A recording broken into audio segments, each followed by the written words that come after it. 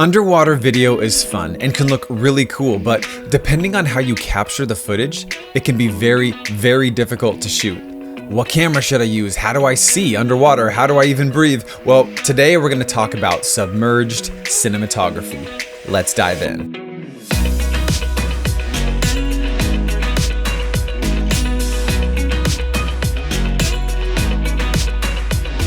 When we're thinking about capturing footage underwater or even at surface level, the first decision we have to make is what camera do we need? And for the sake of simplicity, I'm going to compare two primary options we have, which is GoPro versus a mirrorless camera with underwater housing. And I have three main considerations for each option. Let's take a look at the GoPro first. Number one, it's very affordable. I mean, $300 to $400-ish. And obviously the uses for a GoPro go far beyond being waterproof. Number two, it's easy to operate. Having auto everything makes it super easy to just turn on and jump in, and the wide angle ensures everything is basically in focus. Number three, durability. These things are bulletproof, and it takes some pressure off knowing it's unlikely it'll get damaged, or even if it does, the replacement cost is low. The downside is that if you're looking for a cinematic, professional looking image to your video, you're just not gonna get it here. It's always gonna look like GoPro or action cam video quality. Speaking of quality, let's talk about using more of a cinema grade mirrorless camera with housing. There are several camera housing manufacturers. My favorite is Aquatech. Most of these companies make different models to fit different cameras, so you'll need to search and find the right fit for your camera and the lens.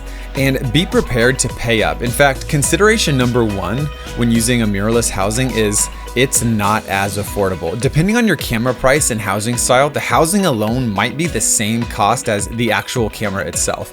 I paid $2,000 all in for my setup, I think, which was the same price as the GH5, which is the camera inside of it. Not cheap, but it's pretty sophisticated, which leads to my next consideration. Number two, camera control. There are a ton of knobs and buttons that interact with the camera inside that allows you to change settings on essentially everything. And this allows for number three, more cinematic footage. What's your goal?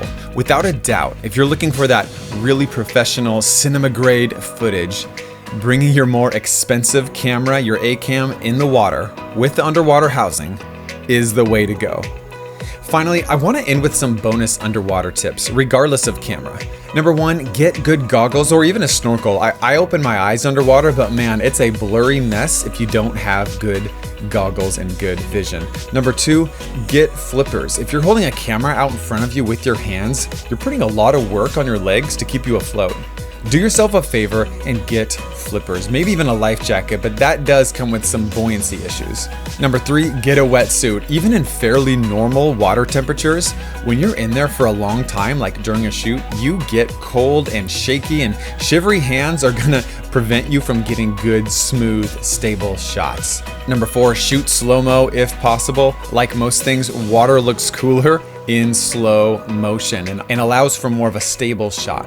So those are my thoughts on underwater cinematography. Like any question, when it comes to what gear to film with, the answer is almost always, it depends. But I hope this gives a little more clarity on which direction you should take. We'll see you next time.